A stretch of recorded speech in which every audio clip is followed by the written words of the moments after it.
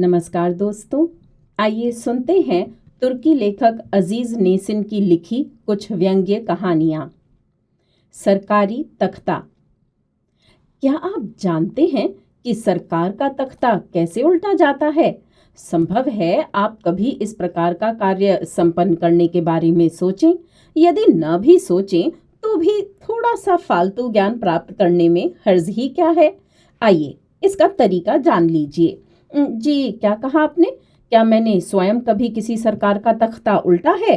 जी नहीं, तख्ता तो नहीं उल्टा, पर उसके बारे में एक पुस्तक अवश्य पढ़ी है। सरकार का तख्ता उलटने का ज्ञान नामक एक पुस्तक। मुद्दत हुई मुझे किसी अज्ञात कृपालु ने विदेश से डाक द्वारा भेजी थी। पुस्तक के प्रत्येक पृष्ठ पर गोपनीय छपा हुआ था। मुझे पुस्तक पाकर बड़ा विस्मय हुआ कि इस प्रकार की खतरनाक चीज बिना सेंसर के मुझ तक डाक द्वारा कैसे पहुंच गई। पुस्तक का प्रकाशन स्थान संभवतः गलत था, क्योंकि बड़ी तलाश के बावजूद उस स्थान का नाम मुझे किसी एटलस में न मिल सका। पुस्तक की भूमिका में लिखा था, चूंकि संसार में सबसे अधिक बोली जाने वाली भाषा अंग्रेजी है, इसलिए ये पुस्तक अंग्रेजी में प्रकाशित की गई है। भूमिका की कुछ बातें प्रस्तुत हैं। हम ये पुस्तक खुफिया तौर पर उन लोगों तक पहुंचाएं जो हमारे रिकॉर्ड के अनुसार सरकार का तख्ता उलटने की पूरी योग्यता रखते हैं। आप पढ़कर अपने किसी ऐसे मित्र या संबंधी को दे दीजिए जो आपके विचार में इस योग्यता का स्वामी हो। इस संबंध में विश्वसनीय और गुणवान व्यक्तियों के लिए खुफिया कोर्स चलाने की भी सिफारिश की जाती है। सरकार का तख्ता उलटना आपका बुनियादी उद्देश्य होना चाहिए। हम इस उद्देश्य की प्राप्ति में आपकी सफलता के लिए प्रार्थना करते हैं। याद रखिए, संसार भर में कोई भी सरकार इतनी सुदृढ़ नहीं कि इस पुस्तक में बताए गए तरीकों से उसका तख्ता न उल्टा जा सके। आजमाइश शर्त है। भूमिका पढ़ते ही मेरा सारा शरीर डर से कांप उठा। होश हवास उड़ गए। थोड़ी देर बाद जब घबराहट जरा खत्म हुई तो सोचा, पुस्तक फौरन पुलिस के हवाले कर दूं, क्योंकि हर वफादार नागरिक को ऐसा ही करना चाहिए। फिर ख्याल आया, शायद देश में कई ऐसे लोग हों जो सचमुच सरकार का तख्ता उलटने की कला सीखना चाहते हों। यदि पुस्तक पुलिस को दे दी तो देश में आसान कशीदाकारी से लेकर कोक शास्त्र तक हर प्रकार की पुस्तक बिना रोक टोक पढ़ी जा सकती है। तो फिर ये पुस्तक क्यों ना पढ़ी जाए? पुस्तक में कई परिच्छेद थे। हर परिच्छेद में किसी एक प्रकार की सरकार का तख्ता उलटने के अनेक तरीके दर्ज थे। सरकार की प्रकृति, देश के लोगों की अपनी विशेषताएं और तख्ता उलटने वालों के लक्ष्यों एवं उद्देश्यों के अनुसार हर तरीका दूसरे तरीकों से भिन्न था। पुस्तक की शैली बहुत मधुर और आकर्षक थी। पढ़ने वालों को ऐसा अनुभव होता मानो कोई स्वादिष्ट व्यंजन या बढ़िया सा सूप बनाने की विधि पढ़ रहे हों। वास्तव में सारी पुस्तक की दिलचस्पी का भेद उसकी आकर्षक लेखन शैली में छुपा हुआ था। पुस्तक पढ़ने वाले के मन में खामखां वर्तमान सरकार का तख्ता उलटने की तड़प उफनने लगती थी। मुझ जैसा डरपोक इंसान भी पुस्तक के कुछ परिच्छेद पढ़ते ही अपने आप को प्रसिद्धतम क्रांतिकारियों का समकालीन समझने लगा। अब आप नमूने के तौर पर इस अद्वितीय पुस्तक के विभिन्न परिच्छेदों के शीर्षक पढ़िए। स्थान की कमी के कारण हर परिच्छेद का केवल शीर्षक ही लिखा जा सकता है। विस्तार में फिर कभी जाएंगे। 1. लोक शत्रु सरकारों का तख्ता उलटने की तरकीब। 2. तानाशाही से छुटकारा प्राप्त करने के तरीके। 3. डरपोक क्रांतिकारियों को प्रोत्साहन देने के सफल नुस्खे। 4. अत्याचार प्रिय सरकारों के विरुद्ध जनता को विद्रोह पर उकसाने की विधियां। 5. वायदे भूल जाने वाली सरकारों से छुटकारा पाने की राहें। 6. वर्तमान सरकार का तख्ता उलटना किन परिस्थितियों में शुरू करें। 7. पिछड़े और विकासशील देशों में सरकार का तख्ता उलटने के लिए ध्यान देने योग्य क्रियाएं। 8. सभ्य देशों में क्रांति लाने के परखे हुए तरीके आदि आदि। चूंकि पुस्तक का अंतिम परिच्छेद पूरी पुस्तक में सबसे अधिक अपील रखता था, इसलिए अंतिम परिच्छेद में लिखी तेजी से प्रभाव डालने वाली विधियां पाठकों की सेवा में प्रस्तुत की जा रही हैं। मुझे विश्वास है आप ये परिच्छेद केवल एक बार गौर से पढ़ने के तत्काल बाद बेकाबू होकर इस विधि को कार्यान्वित करने के लिए उठ खड़े होंगे। यहाँ एक बात और स्पष्ट कर दूं, इस विधि से सरकार का तख्ता उलटने में किसी प्रकार का खतरा नहीं। न आपको फांसी के तख्ते पर लटकाया जा सकता है और न जेल भेजा जा सकता है। कारण ये है कि तख्ता उलटने के बावजूद स्वयं सरकार को भी पता नहीं चलेगा कि ये हरकत किसने की है। अतः अंतिम परिच्छेद बिल्कुल निर्भीक होकर तन्मयता से पढ़िए। किसी जमाने में महाद्वीप गमटी के उत्तर पूर्व में पर्वत पेमा और जगाधरी दरिया के बीच में एक पर्वतीय देश स्थित था जिसका नाम था खाकान। खाकानी बड़े दिलचस्प और सीधे साधे लोग थे, पर स्वयं को काफी चालाक समझते थे। इस वर्ष फरवरी महीने तक देश में जिंदाबाद पार्टी सत्तारूढ़ थी। उस महीने के चुनाव में ये पार्टी हार गई और औलादे वतन पार्टी ने सरकार बना ली। ये परिवर्तन देश के इतिहास में एक महत्वपूर्ण घटना थी। औलादे वतन का लीडर कागान खां था। वह बुरा आदमी नहीं था। विश्व सम्मेलनों के दौरान सोए रहना और अगर जाग रहा हो तो नाक में उंगली फेरना, बस यही उसकी दो बड़ी बुराइयां थीं। चुनाव जीतने पर कागान खां देश का प्रधानमंत्री बन गया। ये बात विरोधी जिंदाबाद पार्टी को एक आंख न भाई। वह हर कीमत पर औलादे वतन पार्टी को सत्ता से हटाना चाहती थी। अतः सबसे पहले विरोधी पार्टी ने अपने अखबारों में कागान खां और उसके साथियों पर आरोप लगाया कि वे सब चोर हैं। जनता ने इस आरोप पर बिल्कुल ध्यान नहीं दिया। लोगों का कहना था कि एक निकम्मे व्यक्ति को केवल इसलिए देश का प्रधानमंत्री बना देना कि वह चोर नहीं है, सरासर गलत नीति है। प्रधानमंत्री ऐसा होना चाहिए जो कम से कम सरकार का काम तो चला सके, चाहे चोर ही क्यों ना हो। लोग सचमुच न्याय संगत थे, क्योंकि जिंदाबाद पार्टी के नेताओं ने भी अपने राजकाल में कोई कम चोरियां तो नहीं की थीं। जब विरोधी पार्टी ने देखा कि उनकी ये चाल कारगर साबित नहीं हुई, तो उन्होंने अफवाह उड़ा दी कि कागान खां तानाशाह है और जनता की स्वतंत्रता समाप्त करने पर तत्पर है।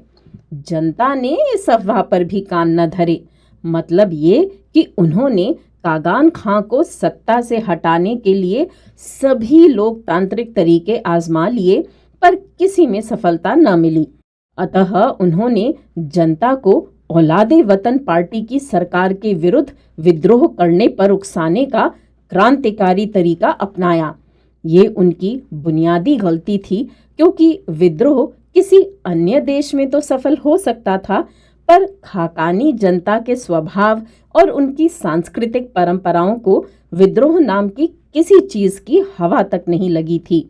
न ही उन लोगों के खमीर में हिंसा की मिलावट थी कि उन्हें विद्रोह पर तैयार किया जा सकता।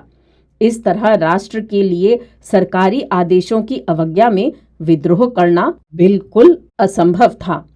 जब सरकार से छुटकारा प्राप्त करने का कोई तरीका सफल न हुआ, तो जिंदाबाद पार्टी के नेता गर्ग खां ने पार्टी के सदस्यों का विशेष अधिवेशन बुलाया और सदस्यों को यूं संबोधित किया: प्रिय मित्रों, इस निर्दयी सरकार का तख्ता उलटने में हमारी पार्टी को जो असफलता मिली है, उसका बड़ा कारण ये है कि हमने क्रांति के ऐसे तरीके अपनाए जो अन्य देश में प्रयुक्त किए जाते रहे हैं, जबकि जरूरत इस बात की थी कि हम अपनी राष्ट्रीय संस्कृति और स्थानीय वातावरण तथा परंपराओं को देखते हुए कोई शुद्ध देसी नुस्खा इस्तेमाल करते। आप सब जानते हैं, हर देश का अपना अलग परिवेश होता है और हर राष्ट्र की अपनी विशिष्ट विशेषताएं।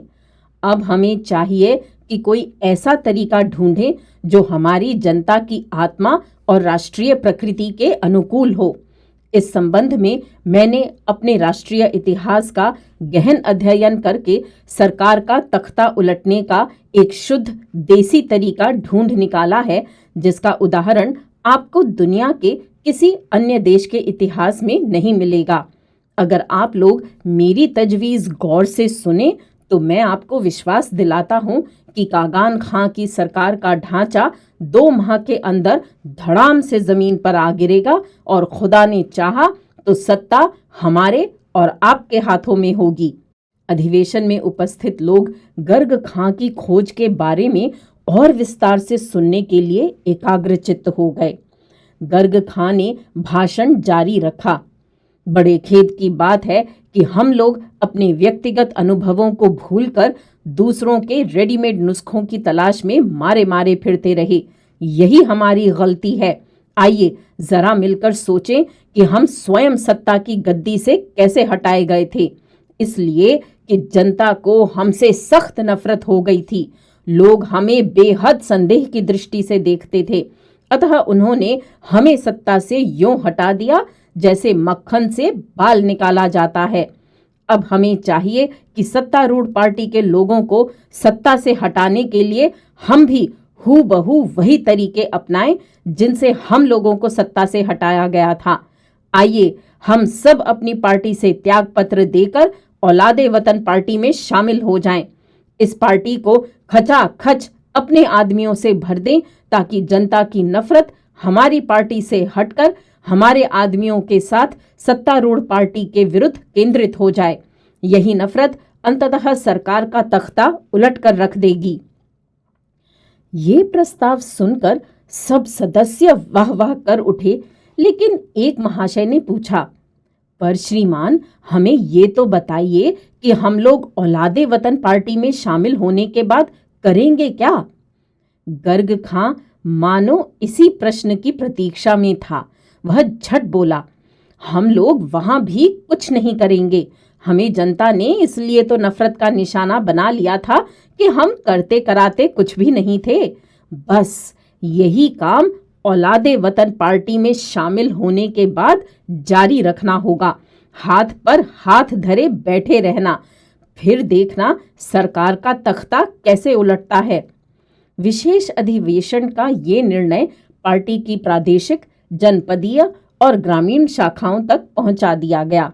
जिंदाबाद पार्टी के सदस्यों ने हर स्तर पर धड़ाधड़ त्यागपत्र देकर औलादे वतन पार्टी में शामिल होना शुरू कर दिया। उधर सत्तारूढ़ पार्टी के नेता और प्रधानमंत्री विरोधी पार्टी के सदस्यों के यूं पंक्ति दर पंक्ति सत्तारूढ़ पार्टी में शामिल होने की खबरें सुन सुनकर जामे में फूले न समाते। उनके विचार में सत्तारूढ़ पार्टी की लोकप्रियता दिन प्रतिदिन बढ़ती चली जा रही थी और विरोधी पार्टी का सारा जोर तेजी से टूट रहा था। अपनी पार्टी की लोकप्रियता का लोहा मनवाने के लिए प्रधानमंत्री ने पार्टी के वार्षिक अधिवेशन का आयोजन कर डाला। उद्घाटन समारोह में जब प्रधानमंत्री कागान खां मंच पर आया तो लोगों ने बड़ी देर तक तालियां बजा बजा कर उसका स्वागत किया। कागान खां माइक्रोफोन हाथ में लेकर बोला, मेरे अभी वह इतना ही कह पाया था कि श्रोताओं ने नारे लगाने और तालियां बजानी शुरू कर दी। जनता ने इतने जोश खरोश का प्रदर्शन किया कि प्रधानमंत्री के लिए भाषण देना कठिन हो गया। उसने कई बार प्रयत्न किया कि कम से कम अपने आरंभिक वाक्य मेरे प्यारे मित्रों और भाइयों ही पूरा कर पाए, पर हर बार लोगों के नारों और तालियों के शोर के कारण मेरे के बाद उसके मुंह से निकलने वाली कोई बात समझ न आई। श्रोताओं में एक बड़ी संख्या विरोधी पार्टी के उन सदस्यों की थी जो अब औलादे वतन पार्टी में शामिल हो चुके थे और जिन्हें अपने राजकाल में पिछले प्रधानमंत्रियों के भाषणों के दौरान नारे लगाने और तालियां बजाने की आदत पड़ चुकी थी। थोड़ी देर बाद एक अवसर ऐसा आया कि कागान खां तालियों के मध्यवर्ती विराम से लाभ उठाते हुए ये कहने में सफल हो गया, मेरे प्यारे मित्रों और भाइयों, मैं आपसे प्रार्थना करता हूं कि वायुमंडल फिर नारों और तालियों से गूंज उठा। अगले विराम तक कागान खां दांत मुट्ठियां भींचता रहा, फिर बोला, अब आप अशिष्टता की हद तक पहुंच रहे हैं प्यारे। तालियां और नारे पहले से कहीं अधिक तीव्रता धारण कर गए। प्रधानमंत्री गुस्से से लाल पीला हो रहा था। अंततः तीव्र झल्लाहट की अवस्था में वह चिल्लाने लगा, बकवास बंद करो कमबख्तों प्यारे। यूं लगता था जैसे प्रधानमंत्री को हिचकी आ रही हो।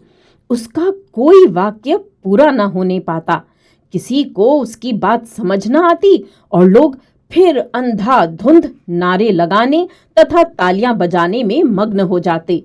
प्रधानमंत्री का गुस्सा पराकाष्ठा पर पहुंच चुका था, पर उसे समझ में नहीं आता था कि करे तो क्या करे। आखिर वह गुस्से पर काबू पाते हुए खिसियानी सी हंसी हंसा और एक बार फिर लोगों से संबोधित हुआ, भाई खुदा के लिए शोर मत कीजिए, गड़बड़ न मचाइए प्या।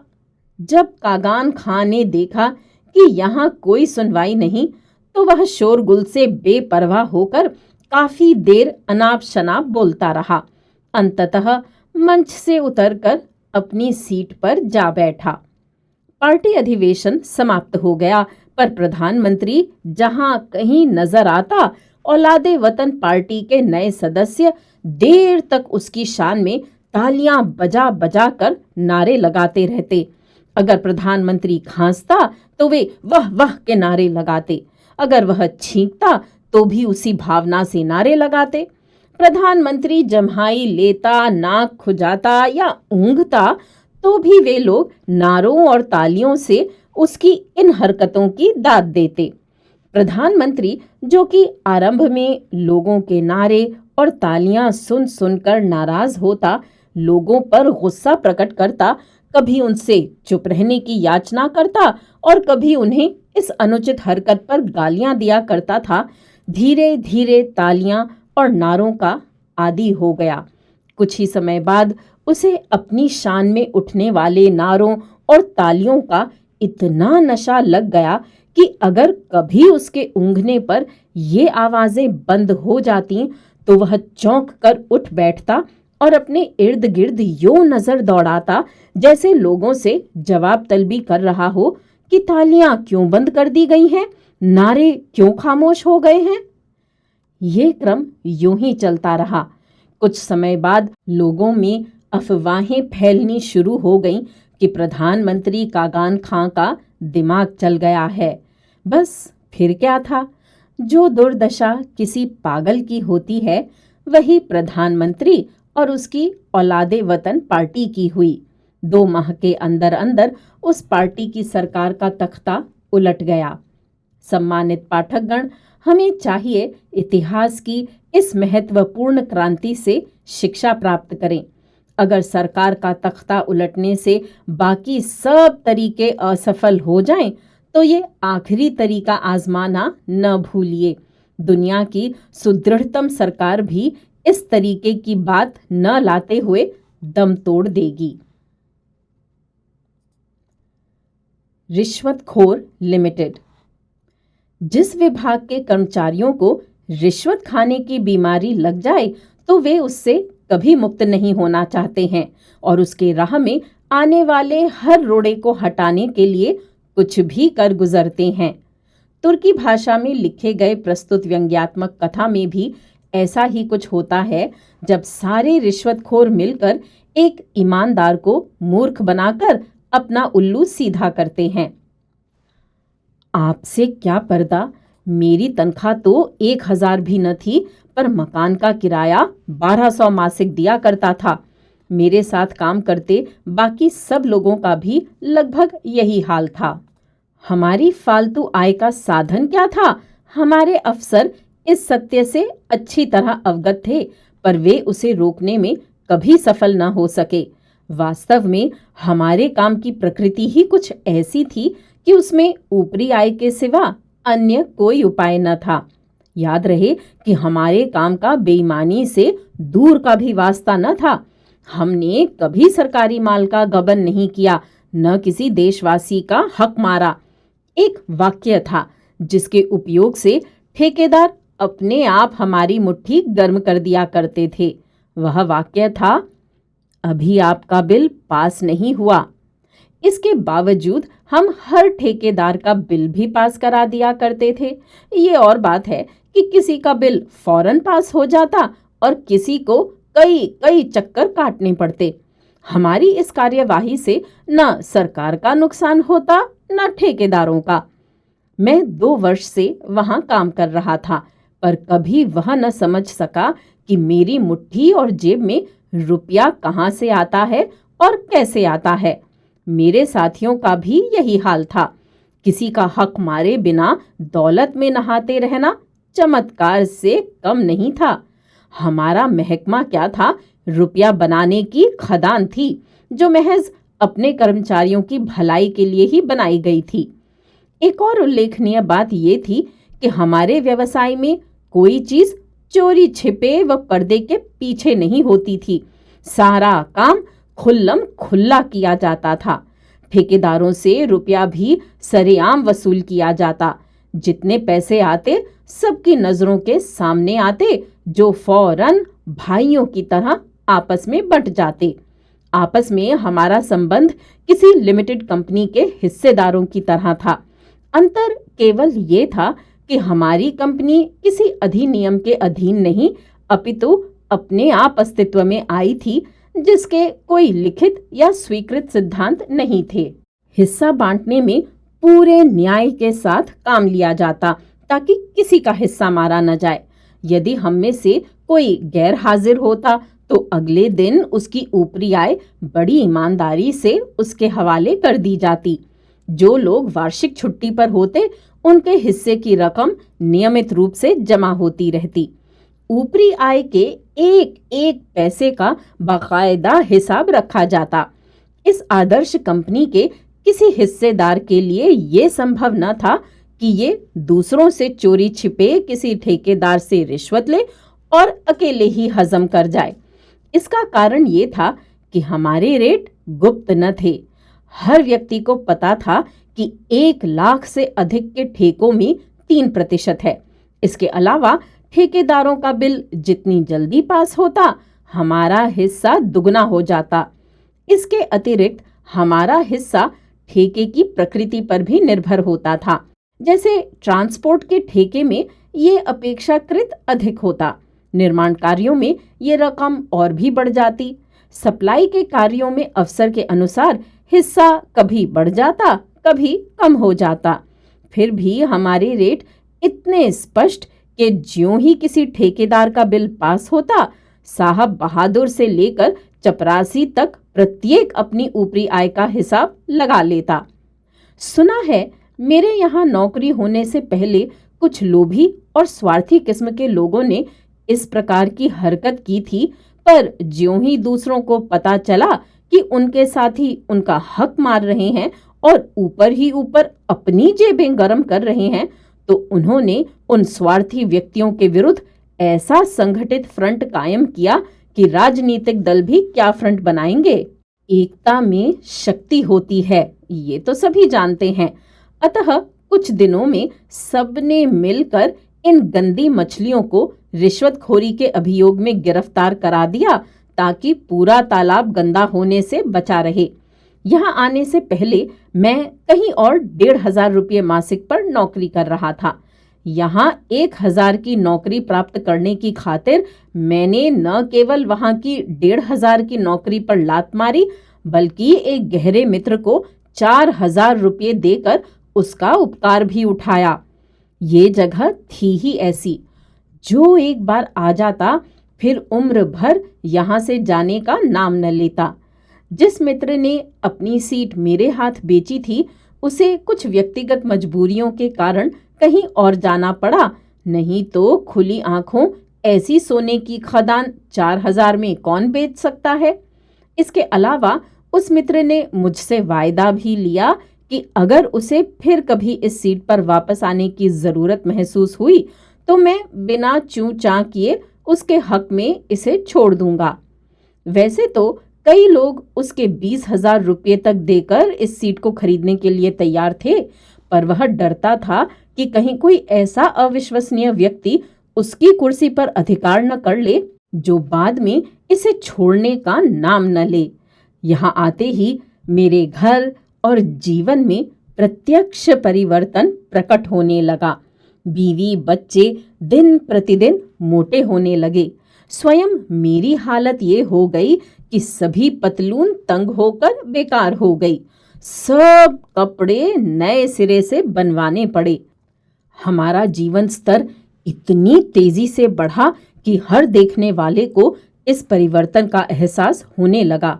जीवन खूब मजे से बीत रहा था कि हमारे दफ्तर में कहीं से हैदर नाम का एक व्यक्ति आ टपका। उसके आते ही सब काम चौपट हो गया। उस व्यक्ति को हमारे यहाँ लाने में किसका हाथ था, इसका पता किसी को न चल सका। हमारे साहब ने उसे ट्रांसपोर्ट सेक्शन में लगा दिया। हैदर एक सूखा सड़ियल सा इंसान था। हर समय मुंह लटकाए रखता। शरीर पर मांस नाम की कोई चीज न थी। चूंकि हम सब भी शुरू शुरू में उसी की तरह के थे, तो सोचा कि 2-4 महीने में उसके चेहरे पर भी रौनक आ जाएगी। पर साहब, हमारा ख्याल गलत निकला। हैदर के यहाँ आने के अगले ही दिन साहब ने हम सबको बुलाकर मशविरा किया कि हैदर का हिस्सा कितना निश्चित किया जाए। लंबे वाद विवाद के बाद तय हुआ कि हैदर को केवल 46 रुपये देना ही उचित होगा, क्योंकि उस दिन की आय कुछ अधिक न थी। ये रकम हैदर तक पहुंचाने की जिम्मेदारी मेरे सुपुर्द की गई। छुट्टी के समय मैं उसके पास पहुंचा। अभिवादन के बाद मैंने रुपयों का लिफाफा उसकी मेज पर रखा। ये क्या है? ये आज की आय में से आपका हिस्सा है। कैसी आय? किसका हिस्सा? यह सुनकर मैं फीकी सी हंसी हंस दिया। ऐसी स्थिति से छुटकारे का एकमात्र तरीका इसी प्रकार की हंसी होती है। हैदर ने ये कहकर रुपयों का लिफाफा जमीन पर पटक दिया कि मुझे कोई हिस्सा विस्सा नहीं चाहिए। मैंने चुपके से लिफाफा उठाया और सीधा साहब के पास पहुंचा। उन्होंने सारा किस्सा सुनकर कहा, ये बेवकूफ आदमी तो ईमानदार नजर आता है। दफ्तर के अन्य घाघ किस्म के महाशय वहां मौजूद थे। उन्होंने राय दी, हो सकता है कि उसने ये रकम कम समझकर लौटा दी हो। अपना कद बढ़वाने का ये भी एक तरीका होता है। अतः हैदर का हिस्सा बढ़ा दिया गया। अगले दिन किसी और के हाथ उस दिन की रकम हैदर को भेजी गई। हैदर ने उस व्यक्ति को भी भगा दिया। हम सब खूब जानते थे कि अगर सारे दफ्तर में एक भी आदमी हिस्सा लेने से इनकार करता है तो उसकी वजह से सबके लिए मुश्किल पेश आ सकती है। सबकी यही इच्छा थी कि किसी प्रकार हैदर को भी बराबर का हिस्सेदार बनाया जाए, ताकि वह दूसरों की रोजी पर लात मारने की मूर्खता न कर बैठे। हैदर के डर से हम पूरा 1 सप्ताह किसी ठेकेदार से 1 पैसा भी वसूल न कर सके। अब तो सभी कर्मचारियों को चिंता होने लगी कि अगर यही हाल रहा तो सबके बीवी बच्चे नए सिरे से कमजोर होने शुरू हो जाएंगे। हैदर को सीधे रास्ते पर लाने की सब तदबीरें उल्टी हो गईं। वह रोज सुबह सवेरे लंबे डग भरता एक भूत की तरह दफ्तर आता और शाम को उसी प्रकार वापस चला जाता। अब हमें संदेह होने लगा कि हैदर को किसी सोची समझी योजना के तहत यहाँ भेजा गया है, ताकि वह हमारी गतिविधियों से ऊपरी अफसरों को अवगत कराता रहे।